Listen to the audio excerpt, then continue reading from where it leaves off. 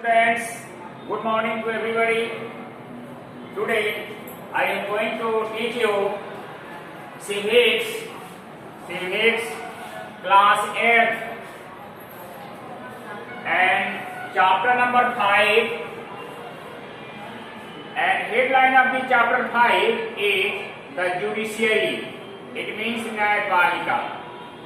civics में न्यायपालिका important chapter है. आप judiciary is the important chapter of civics class 8. Pay attention everybody.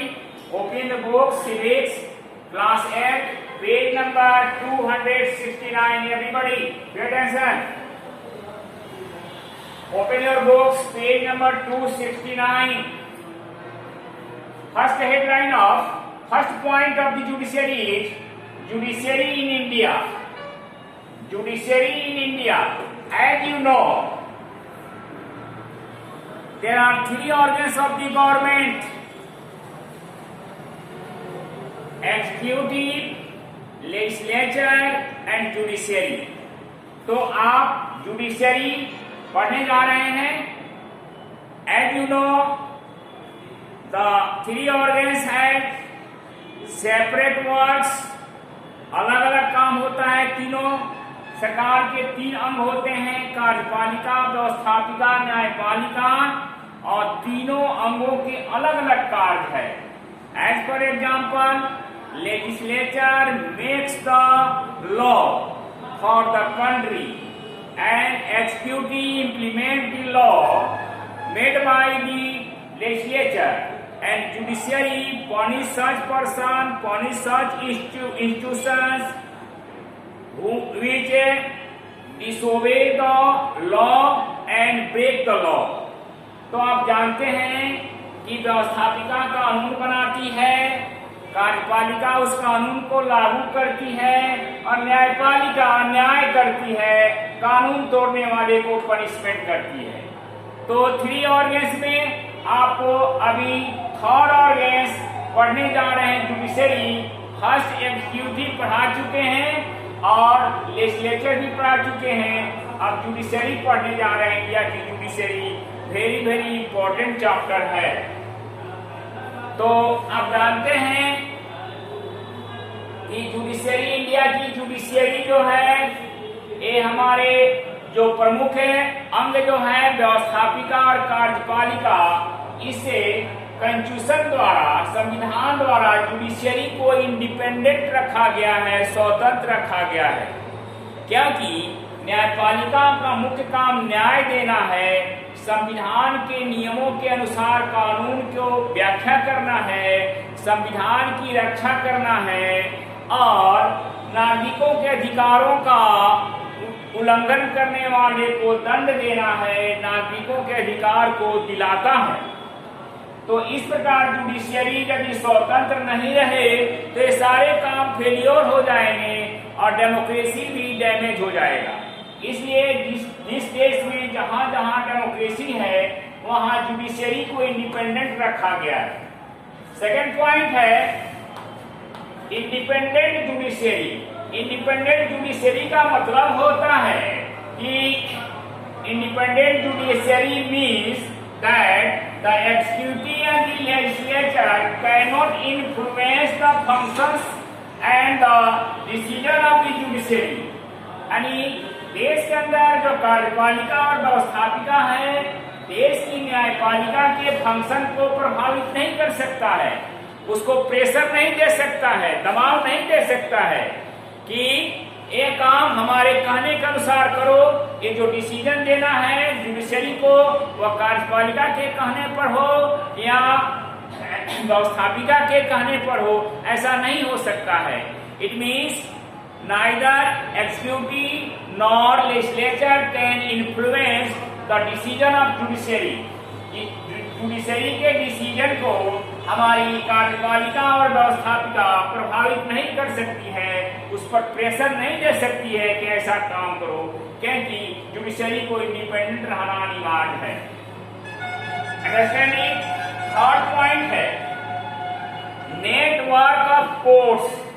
आप जानते हैं कि इंडिया में 3 लेवल की कोर्ट्स हैं: lower courts, high court and supreme court. और सुप्रीम कोर्ट जो है देश का सबसे सर्वोच्च कोर्ट है जो दिल्ली में अवस्थित है। नहीं, और हर स्टेट में हाई कोर्ट है और हर डिस्ट्रिक्ट में लोअर कोर्ट है।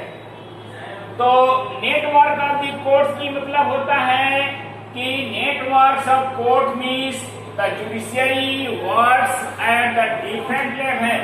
जुडिशियरी हमारी डिफरेंट लेवल पर काम करती है, जैसे हमने बताया था 3 लेवल पर, जैसे स्टेट लेवल पर हाई कोर्ट है और डिस्ट्रिक्ट लेवल पर लोअर कोर्ट है।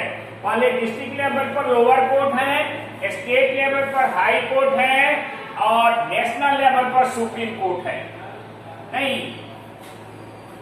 If a person is held guilty by a lower court after a trial, he had or she had the right to appeal to a higher court if he feels that he has not justice। यदि किसी व्यक्ति को, पुरुष हो या स्त्री हो, ही हो या सी हो, यदि किसी व्यक्ति को लोअर कोर्ट में अगर किसी मुकदमा की ट्रायल हो रहा है और वह ट्रायल में उसको पनिशमेंट मिलता है, तो उसके अगर वह व्यक्ति संतुष्ट नहीं है लोअर कोर्ट के डिसीजन से, उसके न्याय से, तो वह हाई कोर्ट में जा सकता है, अपील कर सकता है हाई कोर्ट। और हाई कोर्ट में यदि उसको संतोष नहीं है तो उसके बाद हाई कोर्ट के डिसीजन के अगेंस्ट में सुप्रीम कोर्ट जा सकता है, ऐसा प्रोविजन है। अब आइए supreme court of India, India का supreme court. There is a supreme court in India. India में एक सर्वोच्च न्यायालय है और सर्वोच्च न्यायालय कैसे चलता है, तो इट कंसिस्ट ऑफ 25 जजेस and a chief justice. Supreme court के अंदर 25 जज होते हैं और एक चीफ जस्टिस का हेड होता है एंड ऑल जजेस are appointed by the president of India. Supreme court के सारे जजों की नियुक्ति भारत के राष्ट्रपति द्वारा की जाती है। And supreme court is the guardian of the constitution. भारतीय संविधान का अभिभावक है supreme court and the highest court of the India and highest court of India as well as highest court of appeal। Appeal करने का highest सबसे उच्च court है अपील करने का।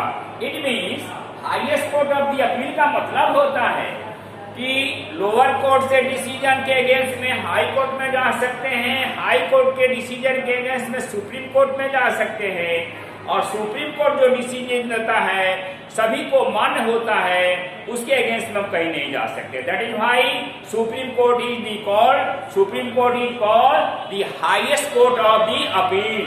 अपील का हाईएस्ट कोर्ट है, उसके अलावा कहीं हम नहीं जा सकते हैं। अब आइए, जज का क्वालिफिकेशन क्या होना चाहिए सुप्रीम कोर्ट का, तो एज यू नो द जज ही और सी, चाहे पुरुष हो या स्त्री हो, must be citizen of India.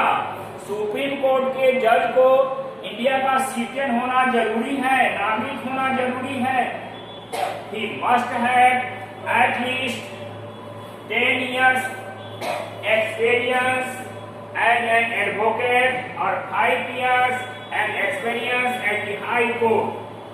High court में वो व्यक्ति सुप्रीम कोर्ट में वही जज बन सकता है जो हाई कोर्ट में 10 साल तक वकालत किया है या 5 वर्षों तक जज रहा है हाई कोर्ट में, वह सुप्रीम कोर्ट का जज बनाया जा सकता है।